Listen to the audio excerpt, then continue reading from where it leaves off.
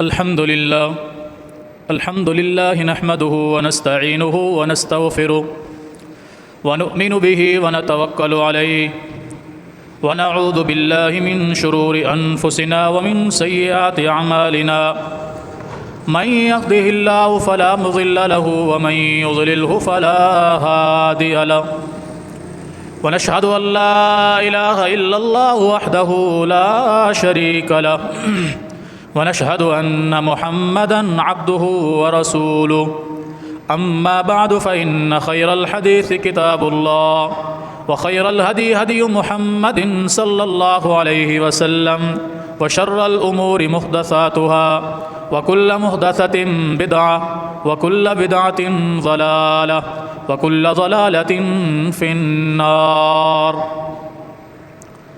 يا أيها الذين آمنوا اتقوا الله حق تقاته ولا تموتن إلا وأنتم مسلمون يا أيها الناس اتقوا ربكم الذي خلقكم من نفس واحدة وخلق منها زوجها وبث منهما رجالا كثيرا ونساء واتقوا الله الذي تساءلون به والأرحام إن الله كان عليكم رقيبا يا أيها الذين آمنوا اتقوا الله وقولوا قولا سديدا يصلح لكم أعمالكم ويغفر لكم ذنوبكم ومن يطع الله ورسوله فقد فاز فوزا عظيما أعوذ بالله السميع العليم من الشيطان الرجيم بسم الله الرحمن الرحيم وكم أهلكنا من قرية بطرت معيشتها فتلك مساكنهم لم تسكن من بعدهم إلا قليلا وكنا نحن الوارثين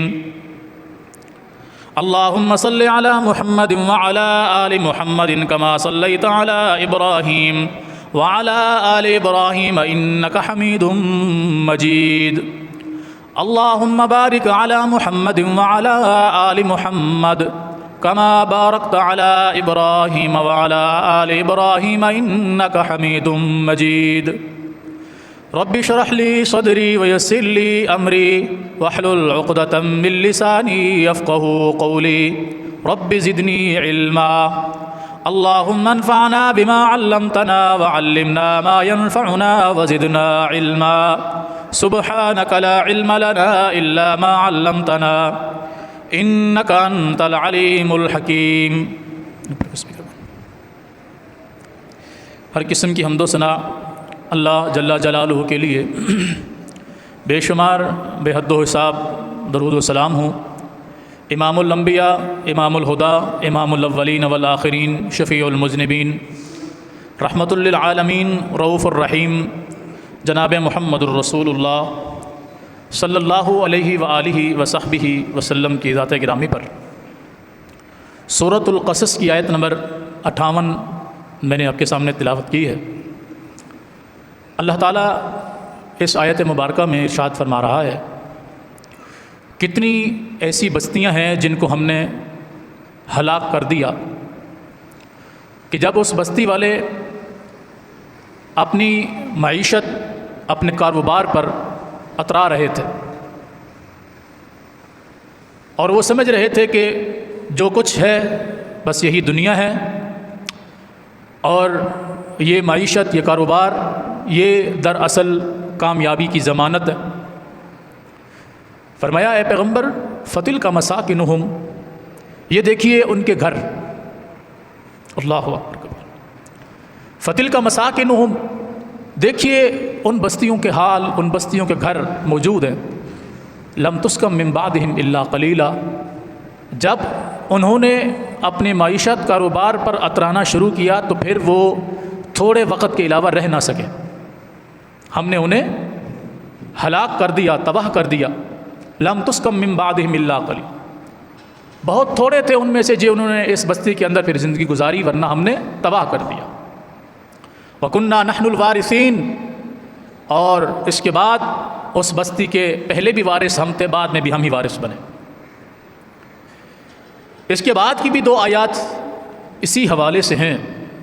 اللہ تعالیٰ ارشاد فرماتا ہے وَمَا كَانَ رَبُّكَ، اور آپ کا رب ایسا ہرگز نہیں ہے مہلک القریٰ کہ کسی بھی بستی کو وہ ہلاک کرے، حتیٰ یبعث، یہاں تک کہ اس کے اندر رسول کو نہ بھیج دے، حتیٰ یبعث فی امہا رسولا، جب تک وہ اس بستی کے اندر کسی پیغمبر کو نہ بھیج دے، وہ پیغمبر آ کر یتلو علیہم آیاتنا، وہ پیغمبر ان کو ہماری آیات پڑھ کر نہ سنائے، ہمارا پیغام ان کو نہ سنا لے، اور وہ لوگ پیغمبر کی تکذیب نہ کر لیں، حق کے آ جانے کے بعد، دین کے آ جانے کے بعد، سب کچھ واضح ہو جانے کے بعد، جب اس بستی والوں نے اس پیغمبر کو جھٹلا دیا، ہماری آیات کو جھٹلا دیا، تو پھر ہم نے اس بستی کو ہلاک کیا۔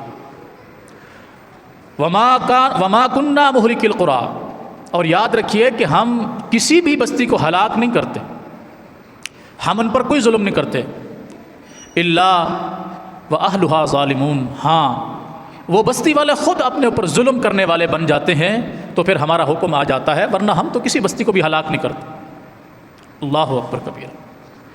اور اس کے بعد کی آیت میں اللہ رب العالمین ارشاد فرماتا ہے وما اوتیتم من شیء فمتاع الحیاۃ الدنیا وزینتھا، جو کچھ تمہیں دیا گیا ہے یہ صرف دنیا کی چند دنوں کی زندگی کے فائدے کا سامان ہے، ہمیشہ کا نہیں ہے کہ تم سمجھو اس کائنات میں آئے ہو، اچھا کاروبار کرو گے، اچھے مکانات بناؤ گے، فصلیں باغات تیار کرو گے اور تم اس میں ہمیشہ رہ جاؤ گے، تو ایسا نہیں۔ وما اوتیتم من شیء، جو کچھ تمہیں دیا جاتا ہے، فمتاع الحیات الدنیا وزینتھا، وہ چند دن جو تم دنیا کے اندر ہوگے اس کے اندر فائدہ اٹھانے کے لیے وہ ہے، اور اس کی خوبصورتی ہے، حقیقت نہیں ہے، ہمیشہ نہیں ہے۔ وما عند اللہ خیر وابقی، جو اللہ کے پاس ہے وہ بہتر بھی ہے اور وہ ہمیشہ رہنے والا بھی ہے۔ افلا تعقلون، کیا تمہیں عقل نہیں، کیا تمہیں شعور نہیں ہے کہ جو کچھ تمہارے پاس ہے وہ چند دن کا ہے جب تک تم زندہ ہو، اور یہ بھی گارنٹی نہیں ہے کہ ہمیشہ تمہارے پاس رہے گا۔ تلک الایام نداولھا بین الناس، اللہ تعالیٰ ارشاد فرماتا ہے یہ دن ہیں جو ہم لوگوں کے اندر رد و بدل کرتے ہیں۔ کبھی کوئی انسان تنگ دست ہوتا ہے، اللہ اس پر فضل فرماتا ہے، اس کو غنی کر دیتا ہے، مالدار کر دیتا ہے۔ کبھی کوئی مالدار ہوتا ہے، اللہ اس پر ایسے حالات لا کر اس کو غریب کر دیتا ہے کہ اس کی سوچ میں بھی نہیں آتا۔ تلک الایام، یہ وہ دن ہیں، نداولھا بین الناس، ہم لوگوں کے درمیان اس کا تبادلہ کرتے رہتے، غریب کو امیر کر دیا، امیر کو غریب کر دیا، عزت دار کو ذلت میں ڈال دیا، ذلیل انسان کو عزت عطا کر دی۔ وَلِيَعْلَمَ اللَّهُ الَّذِينَ آمَنُوا وَيَتَّخِذَ مِنكُمْ شُهَدَاءَ، اللہ ان دنوں کے ہیر پھیر میں دیکھنا چاہتا ہے کہ کون ہے جو ان پہ ثابت قدم رہتے ہوئے نیک اعمال کرے۔ ایک انسان مالدار ہوتا ہے، صاحب حیثیت ہوتا ہے، اس وقت اس کی کنڈیشن کچھ اور ہوتی ہے، اس کی چال ڈھال، اٹھنا بیٹھنا، لوگوں کے ساتھ معاملات زندگی، گفتگو، اخلاق، کردار کچھ اور ہوتا ہے، اور جب اللہ تعالیٰ اس سے اس مال کو چھین لیتا ہے، واپس لے لیتا ہے، اس وقت اس کی کنڈیشن کچھ اور ہوتی ہے۔ اور کچھ لوگ ایسے ہوتے ہیں جو پہلے غریب ہوتے ہیں، فقیر ہوتے ہیں، کچھ ان کے پاس نہیں ہوتا، لوگ ان کو سلام تک کرنا گوارا نہیں کرتے، ان کی حالت کچھ اور ہوتی ہے۔ جب اللہ تعالیٰ ان کو دولت، عزت، شہرت عطا فرما دیتا ہے، پھر ان کی کنڈیشن کچھ اور ہو جاتی ہے۔ تو اللہ فرماتا ہے وَلِيَعْلَمَ اللَّهُ الَّذِينَ آمَنُوا، اللہ یہ دیکھنا چاہتا ہے کہ تم میں سے ایمان والا کون ہے۔ یہ دنوں کا رد و بدل اس لیے کیا ہے، دنوں کے اندر تبدیلی، تمہارے حالات کے اندر جو تبدیلی کی ہے اس لیے کی ہے تاکہ ہم اس بات کو جان سکیں کہ ایمان والے کتنے ہیں۔ یہاں ایمان والوں سے کیا مراد ہے؟ ایک شخص پہلے غریب تھا، فقیری میں زندگی گزار رہا تھا، محتاجی میں زندگی گزار رہا تھا، مگر اس کا اللہ کے ساتھ ایمان مضبوط تھا، اس نے کبھی بھی اللہ کا شکوہ نہیں کیا کہ میں اس حال میں ہوں، میں غریب ہوں، مسکین ہوں، میرے پاس کچھ بھی نہیں ہے۔ وہ ہمیشہ شکر گزار تھا۔ جب اسے مال و دولت دے دیا گیا، عزت دے دی گئی، سب کچھ دے دیا گیا، کیا وہ اب بھی ایسا ہی رہتا ہے کہ نہیں؟ یہ ہے کہ اللہ جان لے تم میں سے ایمان والے کتنے۔ شہرت، دولت، عزت کے آ جانے کے بعد اس کی حالت شکر گزاری والی، اطمینان والی، اللہ کے سامنے سربہ سجود ہونے والی کیفیت ویسی ہی ہے تو سمجھ لو یہ ایماندار شخص، یہ ڈگمگایا نہیں ہے۔ یہ دولت اور شہرت کے آ جانے کے بعد بھی لوگوں کے ساتھ حسن سلوک سے پیش آئے گا، کیونکہ یہ رب کے ساتھ مخلص ہے۔ اور اگر یہ حالت کے تبدیل ہوتے ہی خود کو بھی بدل ڈالا اس انسان نے، تکبر آ گیا، غرور آ گیا، پہلے لوگوں کے ساتھ جھک کر ان کو سلام کرتا تھا، اب کوئی اس کو سلام کرنا چاہے تو یہ منہ پھیر لیتا ہے، تو سمجھ لیجیے اس نے اپنے لیے بربادی کو چن لیا۔ اور دوسری طرف دیکھیے، ایک شخص مالدار ہے، صاحب حیثیت ہے، اس وقت اس کا لوگوں کے ساتھ میل ملاپ کیسا ہے؟ کیا وہ غریبوں کے ساتھ، مسکینوں کے ساتھ ہمدردی کرتا ہے، یا مالدار ہونے کی وجہ سے وہ صرف مالداروں کو ترجیح دیتا ہے، عزت دار ہونے کی وجہ سے صرف وہ ان لوگوں کو ترجیح دیتا ہے جو اس کے اسٹیٹس کے برابر کے ہیں؟ اگر تو وہ مالدار ہونے کے باوجود اللہ کے بندوں کے ساتھ مخلص ہے، اللہ کے دیے ہوئے پر اس کا شکر ادا کرتا ہے، خیر خواہی کرتا ہے، اور اللہ تعالیٰ اس سے مال و دولت آزمائش کی وجہ سے واپس لے لیتا ہے، چھین لیتا ہے، اب یہ کیا کرتا ہے؟ اب بھی یہ اسی طرح اپنی روش کو رکھتا ہے اللہ کی شکر گزاری میں، اس کے بندوں کے ساتھ حسن سلوک میں، یا یہ رب کی نافرمانی اور ناشکری پر اتر آتا ہے؟ یہ اللہ تعالیٰ دیکھنا چاہتا ہے۔ اگر یہ اپنی حالت پر قائم رہا جیسے یہ پہلے مخلص تھا اپنے ساتھ، اپنے رب کے ساتھ، اس کے بندوں کے ساتھ، اب بھی یہ ویسے ہی ہے، تو یہ ایماندار ہے، ایمان والا ہے۔ اور اگر یہ پہلے کچھ اور تھا اب کچھ اور ہو گیا ہے تو اس نے اپنے لیے بربادی کو چن لیا ہے۔ یہ 3 آیات ہیں سورۃ القصص کی، آیت نمبر 58، 59 اور 60، اس کا جا کر ترجمہ پڑھیے گا۔ اور بھی کئی ایک آیات مبارکہ ہیں جس میں اللہ رب العالمین نے انسان کی زندگی کو واضح طور پر بیان کیا کہ یہ کب کیا ہوتا ہے، کیسے ہوتا ہے، اور جب اس کی حالات بدل دیے جائیں تب اس کی کنڈیشن کیا ہوتی ہے۔ مثلاً 3-4 جگہ پر اللہ رب العالمین نے الفاظ کے مختلف تبدیلی کے ساتھ کچھ آیات بیان فرمائی۔ فرمایا وَإِذَا مَسَّ الْإِنسَانَ الضُّرُّ دَعَانَا لِجَنبِهِ أَوْ قَاعِدًا أَوْ قَائِمًا، جب انسان کے پاس مصیبت آ جائے، پریشانی آ جائے، کوئی تکلیف آ جائے، تو پھر یہ ہمیں پکارتا ہے، چاہے یہ کھڑا ہوا ہو، چاہے یہ بیٹھا ہوا ہو، چاہے یہ لیٹا ہوا ہو، ہر حال میں یہ کہہ رہا ہوتا ہے یا اللہ تو مجھ پر رحم فرما، مجھے شفا دے، میرے حال پر آسانی کر دے، میرے معاملات میں خیر ڈال دے۔ ہر وقت اس کی زبان سے ہماری پکار ہوتی ہے۔ فَلَمَّا كَشَفْنَا عَنْهُ ضُرَّهُ مَرَّ كَأَن لَّمْ يَدْعُنَا إِلَىٰ ضُرٍّ مَّسَّهُ، فرمایا جب کبھی ہم اس کی تکلیف اور مصیبت کو اس سے دور کر دیتے ہیں، مَرَّ كَأَن لَّمْ يَدْعُنَا، یہ ایسے منہ پھیر کے نکل جاتا ہے، كَأَن لَّمْ يَدْعُنَا إِلَىٰ ضُرٍّ مَّسَّهُ، گویا کہ اس کو کبھی ہماری ضرورت ہی پیش نہیں آئی تھی، گویا کہ کبھی اس نے تکلیف میں ہمیں پکارا ہی نہیں تھا، گویا کہ کبھی اسے کوئی تکلیف ہی نہیں آئی تھی۔ جب تکلیف میں تھا تو ہر حال میں ہم سے رابطے میں تھا، لیٹا ہوا تھا تب بھی ہم سے رابطے میں تھا، بیٹھنے کی ہمت تھی تب بھی ہم سے رابطے میں تھا، چلنے کی ہمت تھی، کھڑے ہونے کی ہمت تھی تب بھی ہم سے رابطے میں تھا۔ جب اس مصیبت اور تکلیف سے اس کو چھٹکارا ملا تو ہمیں ایسا بیگانہ کر گیا کہ کبھی یہ ہمیں جانتا ہی نہیں تھا۔ یہ آیت مختلف الفاظ کی تبدیلی کے ساتھ قرآن کریم میں کئی مقامات پر آئی ہے۔ یہ بھی ایک انسان ہی ہے جس کا تذکرہ اللہ قرآن میں بیان فرما رہا ہے، اور جو آیات مبارکہ میں نے آپ کے سامنے تلاوت کی اس میں اللہ کیا فرما رہا ہے؟ ہم نے کبھی بھی کسی بستی کو ہلاک نہیں کیا مگر تب جب ان بستی والوں نے اپنی جانوں پر ظلم کرنا شروع کر دیا۔ وہ ظلم کسی بھی طرح سے ہو سکتا ہے۔ اس ظلم کی ایک شکل یہ ہے کہ کوئی شخص اپنے مال و دولت پر تکبر، غرور کرنا شروع کر دے، وہ یہ سمجھے کہ یہ سب کچھ اس کی محنت کا نتیجہ ہے، وہ اس دولت کو، اس فراوانی کو، اس خوشحالی کو اللہ کا فضل نہ سمجھے، وہ اسے اپنی محنت کا ثمر سمجھے کہ میں نے محنت کی، میں نے یہ اتنا بڑا امپائر کھڑا کیا، میں نے کاروبار میں یہ مہارت حاصل کی، میں لوگوں کا ایڈوائزر ہوں، انہیں بتاتا ہوں تم کیسے کیسے کاروبار کرو، تمہارا کاروبار مستحکم کیسے ہو سکتا ہے، یہ سب میری اس سوچ، میری اس فکر، میرے اس دماغ کا کمال ہے، میرے اس تجربے کا کمال ہے، میں نے لوگوں کو یہ اسکلز سمجھائی ہیں کہ ایسے ایسے کرو گے تو ایسے ایسے بن جاؤ گے۔ آج جو کچھ دنیا ہے یہ سب میری مرہون و منت ہے کہ میں نے ان کو یہ سب کچھ کرنا سکھایا ہے۔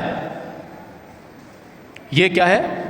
اپنی دولت پر اترانا، اپنی کامیابی پر فخر کرنا، اپنی کامیابی کو اپنی ہی کامیابی سمجھنا، اسے اللہ کا احسان نہ سمجھنا۔ مجھے بتائیے جو کچھ انسان کے پاس ہے کیا یہ اس کا اپنا ہے یا اس کے رب کا دیا ہوا ہے؟ نبی علیہ الصلوۃ والسلام نے فرمایا انسان کہتا ہے مالی مالی، لوگوں یہ میرا مال ہے، یہ میری گاڑیاں، بنگلے، مکانات، فصلیں، باغات، سب کچھ یہ میرا ہے۔ اللہ فرماتا ہے کیا تیرا ہے؟ تو کہتا ہے یہ سب کچھ میرا ہے، یہ مال میرا، یہ اولاد میری، یہ جائیداد میری، یہ کاروبار میرا، اس معاشرے کے اندر عزت میری، اس معاشرے کے اندر، خاندان کے اندر ایک بڑا رتبہ میرا۔ فرمایا کیا تیرا ہے؟ کیا تیرا ہے؟ کچھ بھی تیرا نہیں ہے، جو کچھ تیرا ہے وہ تیرے رب کا ہے۔ تو ایک سیکنڈ کے اندر دنیا سے ختم ہو سکتا ہے، پھر کیا تیرا ہے؟ فرمایا انسان کہتا ہے مالی مالی، عبدی عبدی، امتی، یہ میرا مال ہے، یہ سارے میرے نوکر ہیں، یہ میری لونڈیاں ہیں، میرے غلام ہیں۔ فرمایا کیا تیرا ہے؟ کچھ بھی تو تیرا نہیں ہے، کچھ بھی تیرا نہیں۔ اللہ اکبر کبیر۔ نبی علیہ الصلوۃ والسلام نے فرمایا اللہ تعالیٰ فرماتا ہے میرا بندہ میرے دیے ہوئے پر تکبر کرتا ہے، مجھے کہتا ہے یہ میرا ہے۔ اللہ اکبر کبیر۔ کیا تیرا؟ اس لیے اللہ فرما رہا ہے کہ ہم نے کسی بستی کو ہلاک نہیں کیا مگر کب؟ اللہ اکبر۔ کانت بطرت معیشتها، وہ اپنے کاروبار پر، اپنے عزت پر، اپنے مال و دولت پر، اپنے اسٹیٹس پر جب اترانے لگے، اکڑنے لگے، پھر کیا کیا ہم نے؟ فتلک مساکنہم، یہ ان کے گھر ہیں، دیکھ لو ذرا، ان کے نام و نشان موجود ہیں، یہ ان کی رہائشیں تھیں، یہ بنگلے، یہ محلات، یہ باغات، فتلک مساکنہم، دیکھیے یہ ان کی رہائشیں ہیں۔ لم تسکن من بعدہم، اکڑنے کے بعد، تکبر کرنے کے بعد ان میں سے کوئی بھی اس کاروبار میں، اس رہائش میں، اس باغ میں نہیں ٹھہرا۔ پہلے بھی ہم تھے، پھر بھی ہم رہے۔ وَكُنَّا نَحْنُ الْوَارِثِينَ، ہم ہی وارث تھے، یعنی یہ سارا کچھ ہمارا تھا، ہمارا ہے، ہمارا رہے گا۔ جس نے جتنی اکڑ دکھائی اسی حساب سے ہم نے اسے مزہ چکھایا۔ اللہ اکبر۔ اور ایک اور آیت میں اللہ تعالیٰ ارشاد فرماتا ہے وَلَوْ أَنَّ أَهْلَ الْقُرَىٰ آمَنُوا، اگر اللہ تعالیٰ کسی بستی کو ہلاک کرے، آمنو، جب وہ اپنے آپ کو خوش فہمی میں سمجھ رہے ہوں، امن میں سمجھ رہے ہوں، جب وہ یہ سمجھ رہے ہوں کہ ہم پر کوئی مصیبت نہیں آنے والی، جب وہ یہ سمجھ رہے ہوں کہ یہ جو کچھ ہے ہمارا ہے، جب وہ ہم سے بالکل بے خوف ہو چکے ہوں، ہم سے بالکل کنارہ کش ہو چکے ہوں، تو ہم انہیں ہلاک کس طرح کرتے ہیں؟ لَفَتَحْنَا عَلَيْهِمْ بَرَكَاتٍ مِّنَ السَّمَاءِ، تو ہم ان پر خیر کے دروازے کھول دیتے ہیں بہت زیادہ، تاکہ وہ ان پر مزید اترائیں۔ ہر طرح سے انہیں خیر پہنچ رہی ہوتی ہے، آسمان سے ان کے لیے خیر نازل ہو رہی ہوتی ہے، یعنی بارشیں ان کے لیے نازل ہوتی ہیں، زمین سے ان کے لیے خیر نکل رہی ہوتی ہے، یعنی فصلیں اور باغات کی شکل میں، بیوی بچوں کی شکل میں، اولاد کی شکل میں، عزت اور دولت کی شکل میں، ہر طرح سے ان کے لیے خیر اور برکت آ رہی ہوتی ہے۔ لَفَتَحْنَا عَلَيْهِمْ بَرَكَاتٍ مِّنَ السَّمَاءِ وَالْأَرْضِ، یہ سب کچھ ان کو مل رہا ہوتا ہے، ہر طرح سے ان کو سہولت ہی سہولت مل رہی ہوتی ہے، لیکن جب وہ سب چیزوں کو پا لیتے ہیں، محسوس کرتے ہیں، ہر چیز ان کے پاس موجود ہوتی ہے، پھر وہ کیا کرتے ہیں؟ وَلَٰكِن كَذَّبُوا، پھر وہ ہماری ناشکری پہ اتر آتے، پھر وہ یہ نہیں کہتے یہ مجھے میری اولاد ہے، میری رب نے مجھے عطا فرمائی ہے، یہ کاروبار میرے رب کے فضل سے ہوا ہے، یہ گھر میرے رب کے فضل سے بنا ہے، یہ گاڑی میرے رب کے فضل سے آئی ہے، یہ کاروبار میرے رب کے فضل سے ہوا ہے، یہ میرے پاس عزت جو ہے یہ میرے رب کے فضل سے مجھے ملی ہے۔ پھر وہ یہ نہیں کہتا وَلَٰكِن كَذَّبُوا، وہ ناشکری پہ آ جاتا ہے، جھٹلانے پہ آ جاتا ہے، وہ یہ کہنا شروع کر دیتا ہے یہ جو کچھ میرے پاس ہے میری اپنی محنت کا نتیجہ ہے۔ اللہ اکبر کبیر۔ یعنی وہ ہمارا کسی بھی کھاتے میں نام بھی لکھنا گوارا نہیں کرتا، وہ ہم سے ایسے منہ پھیر لیتا ہے۔ جب ایسا ہوتا ہے تو اللہ تعالیٰ پھر کیا فرماتا ہے؟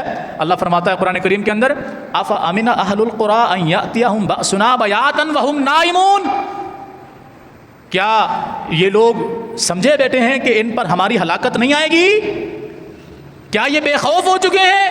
بھلا اگر ایسا ہو، یہ رات کو سوئے ہوئے ہوں اور صبح اٹھ ہی نہ سکیں تو یہ کیا کر لیں گے؟ بَأْسُنَا بَيَاتًا وَهُمْ نَائِمُونَ، یہ سوئے ہوئے ہوں، ان کو سوئے ہوئے حالت میں ہم مار ڈالیں، تباہ و برباد کر دیں، ان کو بھی، ان کی فصلوں کو بھی، ان کی اولادوں کو بھی، ان کے کاروبار کو بھی۔ افامنا، کیا یہ بے خوف ہو کر رہ رہے ہیں؟ کیا انہیں پتہ نہیں ہے کہ ہم کیا کر سکتے؟ افامنا، کیا یہ بے خوف ہیں؟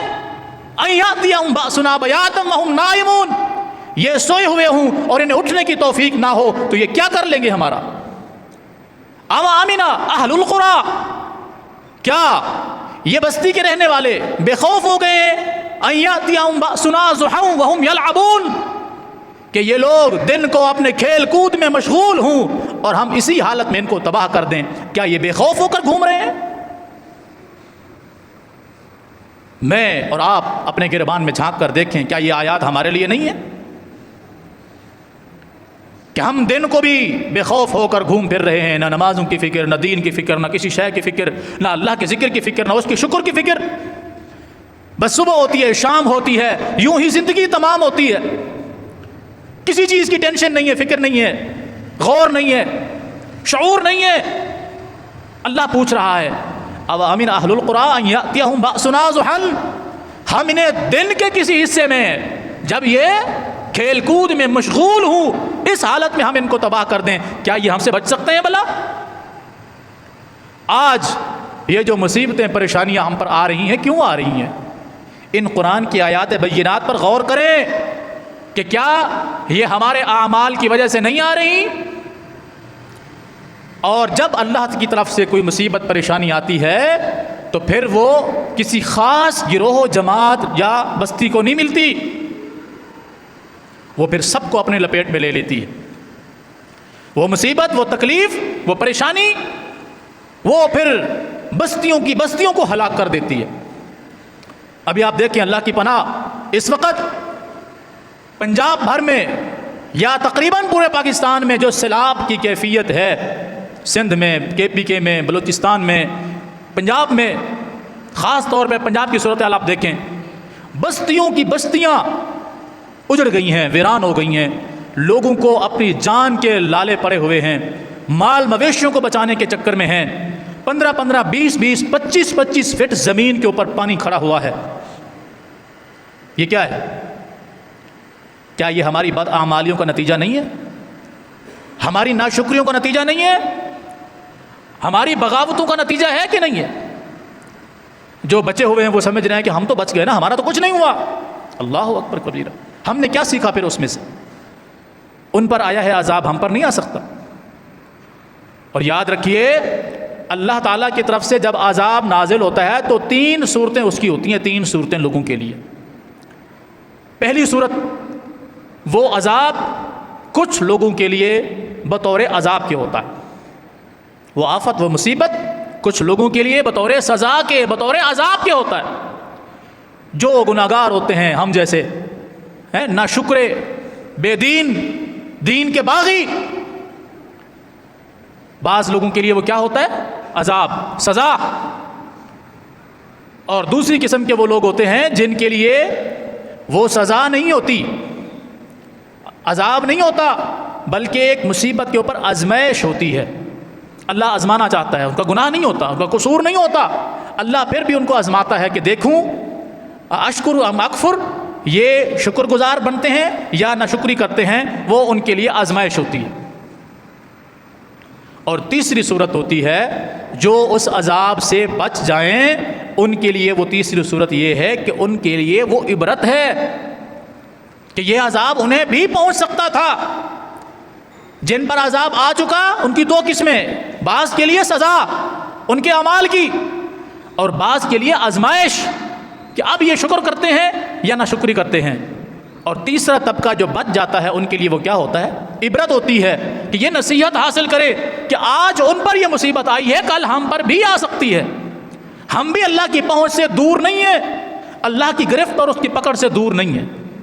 ان کے لیے وہ کیا ہوتی ہے؟ عبرت۔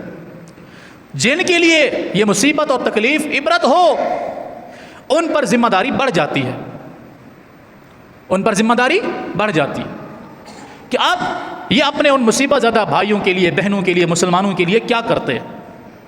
کیا یہ ان کی داد رسی کرتے ہیں یا اپنی موج میں مست رہتے ہیں؟ یہ ہمارے لیے کیا ہے؟ عبرت، نصیحت. ہم بچے ہوئے ہیں نا اس تکلیف اور مصیبت سے جس میں ہمارے دیگر مسلمان بھائی بہن جس پریشانی اور مصیبت کے اندر ہیں. ہمیں نہیں معلوم وہ کن کے لیے عذاب تھا، کن کے لیے آزمائش تھی. ہمارے لیے تو سارے اس مصیبت کے اندر دو چار ہیں نا. ہم بچے ہوئے ہیں، ہم بچے ہوئے ہیں تو ہمارے لیے نصیحت ہے، عبرت ہے دو قسم کی. نمبر ایک، ان کی داد رسی کرتے ہیں کہ نہیں، ان کی مدد کو پہنچتے ہیں کہ نہیں، ان کے لیے کچھ کرتے ہیں کہ نہیں. اور نمبر دو، اس سے ہم کچھ سیکھ رہے ہیں کہ نہیں سیکھ رہے. کہ آج ان پر آ چکا ہے، کل یہ نمبر ہمارا بھی آ سکتا ہے. دشمن کے گھر کو آگ لگی ہو تو اس کو بجھایا جاتا ہے، اس کو اور ہوا نہیں دی جاتی، اس لیے کہ جب وہ لپیٹے میں لے گی تو آپ کا گھر بھی نہیں بچے گا. یہ تو پھر ہمارے بھائی ہیں، ہماری بہنیں ہیں، مسلمان ہیں، کلمہ گو ہیں. کیا بتائیے وہ جو عذاب کی شکل آئی ہے اس میں کسی خاص گروہ کو وہ تکلیف پہنچی ہے؟ سیلاب کی جو شکل اس وقت پورے پنجاب، سندھ یا دیگر علاقوں میں ہے، کیا وہ کسی خاص مکتبہ فکر کے لیے آئی تھی؟ بتائیے کہ اس میں دیوبندی ڈوب گئے ہوں، بریلوی اہل حدیث بچ گئے ہوں. کیا خیال ہے؟ اہل حدیث ڈوبے ہوں، دیوبندی بریلوی بچ گئے ہوں، بریلوی ڈوبے ہوں، دیوبندی بریلوی اہل حدیث بچ گئے ہوں، غریب ڈوبے ہوں، امیر بچ گئے ہوں. کیا خیال ہے؟ ایسا ہوا ہے؟ نہیں، وہ کسی کے لیے خاص نہیں ہے، وہ سب کو پہنچا ہے. اس وقت سب تکلیف میں ہیں، سب تکلیف میں ہیں. وہ کسی بھی مکتبہ فکر سے تعلق رکھتا تھا، اس وقت وہ اس عذاب کی لپیٹ میں ہے، وہ چاہے اس کے لیے بطور سزا کے آیا ہو یا بطور آزمائش کے آیا ہو. ہم نے کیا کیا؟ ہم نے کیا سوچا؟ ہم نے کیا سیکھا؟ اور اللہ تعالیٰ ارشاد فرماتا ہے ظہر الفساد فی البر والبحر بما کسبت ایدی الناس لیذیقہم بعض الذی عملوا لعلہم یرجعون. فرمایا جو زمین کے اوپر فساد برپا ہوتا ہے خشکی میں یا تری میں، تمہارے اپنے اعمال کی وجہ سے ہوتا ہے. تمہارے اپنے اعمال ایسے ہوتے ہیں کہ اللہ ان کی سزا عطا فرماتا ہے. پھر کیوں؟ تاکہ وہ تمہیں ایک دوسرے کے ساتھ بھڑا دے، لڑا دے، تمہاری صورتحال کو عجیب تر کر دے. تب تک لعلہم یرجعون، جب تک تم اپنے گناہوں سے، کمیوں کوتاہیوں سے، خطاؤں سے، نافرمانیوں سے باز نہ آ جاؤ. لعلہم یرجعون، جب تک تم باز نہیں آ جاتے گناہوں سے، نافرمانیوں سے، ناشکریوں سے، وہ مصیبت، وہ آزمائش، وہ تکلیف تم پر رہے گی. یہ اللہ کا فیصلہ ہے، اور اللہ کا فیصلہ لا تبدیل لکلمات اللہ، اللہ کا فیصلہ بدل ہی نہیں سکتا. اللہ کا فیصلہ تبدیل نہیں ہو سکتا. کب تک؟ جب تک انسان اپنی حالت پر خود رحم نہ کھائے. نبی علیہ الصلوۃ والسلام کی ایک اور حدیث ہے، آپ صلی اللہ علیہ وسلم نے فرمایا لَأَخَذْتُمْ أَذْنَابَ الْبَقَرِ، ایک وقت آئے گا تم کاروبار اور معیشت کے اندر بالکل غرق ہو جاؤ گے، تمہاری توجہ ساری کی ساری مال و دولت جمع کرنے کے اندر ہوگی. لَأَخَذْتُمْ أَذْنَابَ الْبَقَرِ، تم بیلوں کی دموں کو تھام لو گے. بیلوں کی دموں کو تھام لو گے. بھلا یہ کن لوگوں کے لیے جو گاؤں دیہات کے اندر رہنے والے، جس وقت یہ مشینری نہیں تھی، زمینوں کے اندر ہل کس طرح چلایا جاتا تھا؟ بیلوں کے ذریعے. آج بھی جن کے پاس کچھ بھی نہیں ہوتا وہ اپنے بیلوں کے ذریعے اس زمین کے اوپر ہل چلاتے ہیں. فرمایا لَأَخَذْتُمْ أَذْنَابَ الْبَقَرِ، تم بیلوں کی دموں کو تھام لو گے. وَرَضِيتُمْ بِالزَّرْعِ، تم کاروبار معیشت کے اندر راضی ہو جاؤ گے کہ بس چھوڑو، ہر چیز کی فکر چھوڑو، اپنے کاروبار پہ توجہ کرو، اپنے اسٹیٹس کو بہتر کرو، اپنی اولاد کے لیے کچھ نہ کچھ بہتر کر کے جاؤ. میں اتنا کچھ کر کے جاؤں میرے مرنے کے بعد کئی نسلیں اس کو بیٹھ کر کھائیں. اس چیز کی فکر ہوگی. وَرَضِيتُمْ بِالزَّرْعِ، تم زراعت پر، کاروبار پر، معیشت پر، مال و دولت پر راضی ہو جاؤ گے. وَتَرَكْتُمُ الْجِهَادِ، اللہ کے راستے میں نکلنا چھوڑ دو گے، اللہ کے دین کے لیے جد و جہد کرنا چھوڑ دو گے، اللہ کے دین پر چلنا چھوڑ دو گے، اللہ کی راہ میں جہاد کرنا چھوڑ دو گے. کیا ہوگا پھر؟ 3 کام تم کرو گے. نمبر 1، بیلوں کی دموں کو تھام لو گے. آج اس کی جگہ پر مشینری آ گئی، ٹریکٹر کی شکل میں، مختلف شکلوں میں، جس سے کاشتکاری کی جا رہی ہے، زراعت کی جا رہی ہے، کاروبار کو بہتر کیا جا رہا ہے. اور تم معیشت کے اندر مگن ہو جاؤ گے. وہ کئی شکل میں آ چکی ہے. وَتَرَكْتُمُ الْجِهَادَ، اللہ کی راہ میں جہاد کرنا چھوڑ دو گے، وہ جہاد بالنفس ہو یا جہاد بالسیف ہو، وہ تلوار کے ذریعے جہاد ہو یا اپنی جان کے ساتھ جہاد ہو۔ اپنی جان کے ساتھ کیا ہے کہ اپنے معاملات کو اللہ کے سپرد کرنا چھوڑ دو گے، بلکہ خود اپنے آپ کو اپنا مالک سمجھنا شروع کر دو گے۔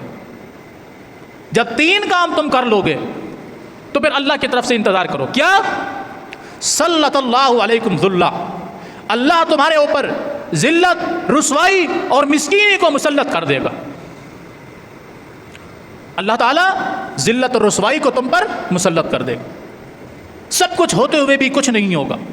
آج آپ ان لوگوں کو دیکھیے جن کا مال و دولت کا حساب لگانا مشکل ہے، اتنا ہے ان کے پاس کو، ان کو بھی علم نہیں ہے کتنا ہے، مگر پھر بھی پوچھئے کیا حال ہے، بولیں کہ یار کیا بتائیں، کچھ سمجھ میں نہیں آ رہا ہے، کاروبار وسیع ہے، سب کچھ ہے، سکون نہیں ہے، اطمینان نہیں ہے، پتہ نہیں چلتا ہے کہاں سے آ رہا ہے کہاں جا رہا ہے، بس ایک لگا ہوا ہوں کچھ بہتر ہو جائے، دعا کرنا۔ یہ ہر دوسرے بندے کی بات، ہر دوسرے بندے،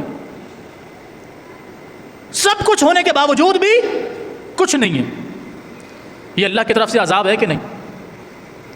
سب کچھ ہے پھر بھی اس کی زبان پہ شکر نہیں آ رہا، اس کی زبان پہ اللہ کا شکر نہیں آ رہا، اس کے اندر انسانیت پیدا نہیں ہو پا رہی، لوگوں کے لیے اس کے اندر احساس پیدا نہیں ہو رہا، سب کچھ ہونے کے باوجود بھی وہ اپنے آپ کو بالکل کنگال اور خالی سمجھ رہا ہے، کہتا ہے بس سمجھ میں نہیں آ رہا کچھ بھی۔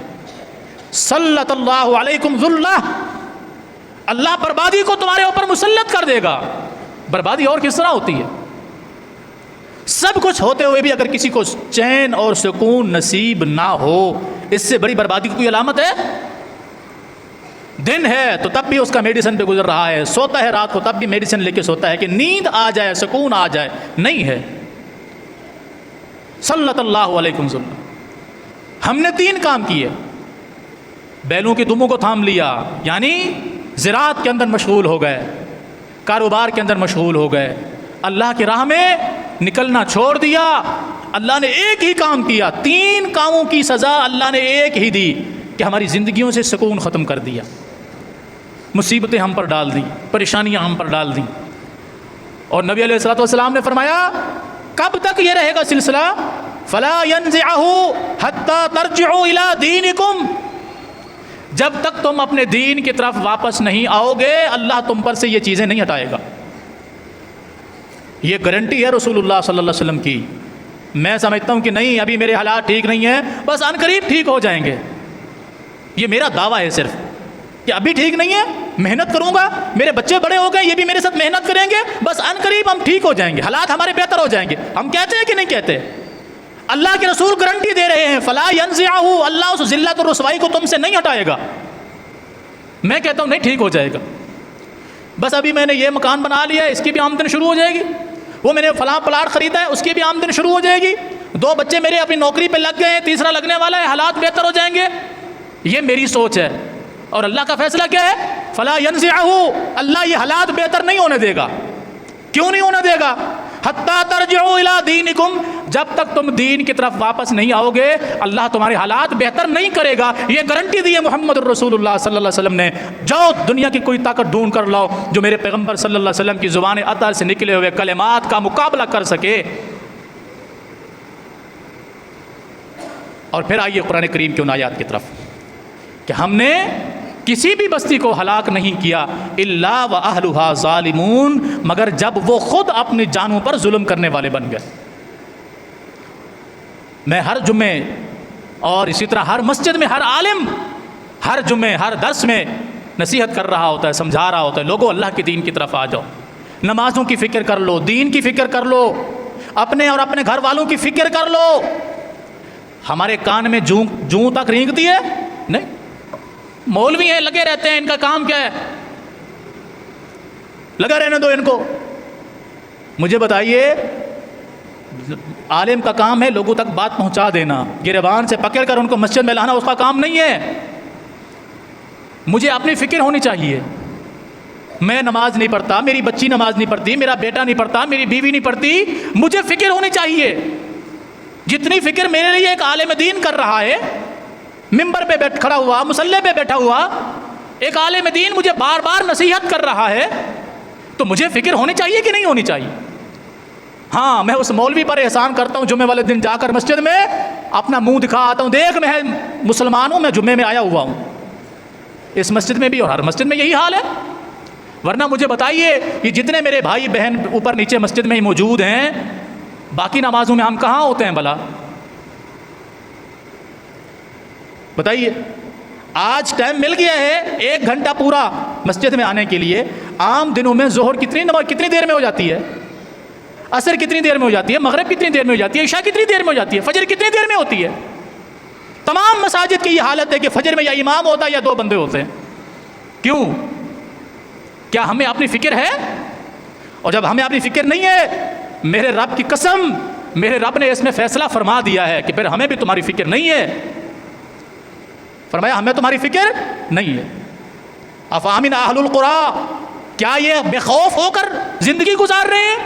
ان یاتیہم باسنا بیاتا وہم نائمون، کہ جب یہ سوئے ہوئے ہوں اور ہم انہیں وہیں پر مار ڈالیں، ہلاک کر ڈالیں، کیا یہ ہم سے بچ سکتے ہیں؟ یہ اللہ کا فیصلہ ہے۔ افامن اہل القری ان یاتیہم باسنا ضحی وہم یلعبون، کیا یہ بے خوف ہیں کہ جب یہ دن کے وقت اپنے کاروبار معیشت کے اندر مصروف ہوں، ہم اس وقت ان کو دبوچ لیں، مار ڈالیں، کیا یہ ہم سے بچ سکتے ہیں؟ یہ فیصلے کس کے ہیں؟ اللہ کے۔ کیا یہ بحیثیت مسلمان میرے لیے اور آپ کے لیے ہے کہ نہیں ہے؟ یا کوئی آسمان سے اور مخلوق اترے گی جس کے لیے یہ فیصلے ہیں؟ یہ میرے لیے فیصلہ ہے، آپ کے لیے فیصلہ ہے، ہمارے گھر والوں کے لیے فیصلہ ہے، ہر مسلمان کے لیے فیصلہ ہے۔ وہ کسی مکتبہ فکر سے تعلق رکھتا ہو، قرآن کو اس سے کوئی تعلق نہیں ہے۔ ایک ہی فیصلہ ہے قرآن کا کہ اللہ کے بن جاؤ گے وہ تمہارا بن جائے گا، اللہ کے نہیں بنو گے تو اللہ کو تمہاری کوئی پرواہ نہیں ہے۔ تم خان ہو، تم وڈیرے ہو، تم سردار ہو، تم چودھری ہو، امیر ہو، غریب ہو، کسی مکتبہ فکر سے تعلق رکھتے ہو، کسی مسلک سے، کسی مذہب سے، دنیا کے کسی کونے میں تم رہتے ہو، فرمایا ہمیں تمہاری کوئی پرواہ نہیں ہے، ایک ہی پرواہ ہے، تم ہمارے بن جاؤ ہم تمہارے بن جائیں گے۔ من کان للہ کان اللہ لہ، اللہ کے رسول فرماتے ہیں صلی اللہ علیہ وسلم، جو اللہ کا بن جاتا ہے اللہ اس کا بن جاتا ہے۔ بس ایک ہی فیصلہ ہے اس کا، کسی کے لیے خاص نہیں۔ من کان للہ، جو اللہ کا ہو جائے، جسے یہ فکر ہو میرے رب نے مجھے پیدا کیا ہے، میرے رب نے مجھے رزق دیا ہے، میرے رب نے مجھے زندگی دی ہے، میرے رب نے مجھے بیوی دی، بچے دیے، بہن بھائی دیے، مال و دولت دیا، جس رب نے میرے لیے یہ سب کچھ کیا، میں نے اپنے رب کے لیے کیا کیا؟ من کان للہ، جو اللہ کا ہو جائے، کان اللہ لہ، اللہ بھی اس کا ہو جاتا ہے۔ پھر اس کے غم نہیں رہتے، پھر اس کا دکھ نہیں رہتا، اس کی تکلیف نہیں رہتی، اس کی مصیبت نہیں رہتی، اس کا ہر لمحہ اس کی خوشی کا سبب بنتا ہے۔ یہ بھی گارنٹی دی ہے محمد الرسول اللہ صلی اللہ علیہ وسلم نے۔ اور آپ ہر جمعے عالم دین سے سنتے ہیں، اس کے باوجود جمعے والے دن ہم اس وقت حاضر ہوتے ہیں جب خطبہ ختم ہونے والا ہوتا ہے، وہ بھی بار بار ہم گھڑی کی طرف دیکھتے ہیں کہ 25 منٹ پہ خطبہ تھا اور مولوی ہمیں 40 منٹ پہ ہماری جان چھوڑتا ہے۔ ایسا ہے کہ نہیں؟ کیوں فکر نہیں ہے ہمیں اپنی؟ مجھے اپنی فکر نہیں ہے، آپ کو اپنی فکر نہیں، تو بھلا اللہ ہمارا محتاج ہے کہ وہ ہماری فکر کرے گا؟ نہیں، ہم میں سے ہر مسلمان کو اپنی فکر کرنی ہو۔ اور میں کئی مرتبہ گزارش کر چکا ہوں کہ میرے بھائیوں، اللہ کے لیے اپنے حال پر رحم کھائیے، اللہ کے لیے اپنے حال پر رحم کھائیے۔ آج ہماری اولاد، ہمارے بچے بچیاں چھوٹے ہیں یا بڑے بھی ہیں، ہم ان کو دین کی طرف نہیں لا رہے، کل کو یہ قیامت کے دن ہماری گریبان کو پکڑیں گے، اور یقیناً پکڑیں گے۔ اس لیے کہ اللہ کا فیصلہ ہے۔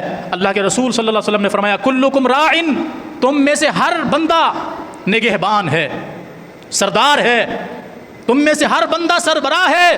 وکلکم راعن وکلکم مسئول عن رعیتہ، اس سے اس کی رعایا کے بارے میں پوچھا جائے گا۔ جو تمہارے ماتحت تھے، باپ گھر کا سربراہ ہوتا ہے نا، اس سے اس کے ماتحت، اس کی بیوی، اس کے بچوں، اس کے بہن بھائیوں، جتنے لوگ اس کی سرپرستی میں تھے، ان کے متعلق اس سربراہ سے پوچھا جائے گا تم نے کیا کیا ان کے لیے۔ میں صبح فجر میں اٹھ کر نماز کے لیے آ جاتا ہوں، میرا بیٹا بیٹیاں گھر میں سب سوئے ہوئے ہیں، میں جاتا ہوں تب میں بھی جا کے سو جاتا ہوں، ان کو نہیں اٹھاتا ہوں، مجھ سے پوچھا جائے گا۔ اول تو میں نہیں آتا، میں نہیں آؤں گا تو ان کو کیا لاؤں گا؟ کیا خیال ہے؟ یہ ہم سے پوچھا جائے گا۔ یہ اللہ کا فیصلہ ہے، بدلنے والا نہیں ہے۔ ہم چاہے جو مرضی کر لیں، اللہ کے قوانین میں تبدیلی نہیں ہوتی۔ لا تبدیل لکلمات اللہ، اللہ اپنے قرآن میں فرما رہا ہے کہ میرا فیصلہ اٹل ہے، اس کو کوئی تبدیل نہیں کر سکتا۔ ہاں میں خود چاہوں تو تبدیل کر دوں. مانا تم میرے ہو جاؤ، تم پر آنے والی مصیبتیں، پریشانیاں، تکلیفیں میں ہٹا دوں گا، سب چیزیں ختم کر دوں گا. تم میرے بن جاؤ، میں تمہارا بن جاؤں گا. جب تم میرے نہیں تو میں بھی تمہارا نہیں. تمہیں میری فکر نہیں ہے تو مجھے بھی تمہاری فکر نہیں ہے. یہ اللہ کا فیصلہ ہے. اللہ مجھ پر، آپ پر، ہمارے اہل و عیال پر، ہمارے تمام مسلمان بہن بھائیوں پر رحم فرمائے. ہماری حالات زندگی پر اللہ تعالی رحم فرمائے. ہماری کمیوں کوتاہیوں کی طرف نہ دیکھے. ہمارے اوپر اپنا فضل و کرم فرمائے انشاءاللہ. اقول قولی ھذا واستغفر اللہ لی ولکم ولسائر المسلمین.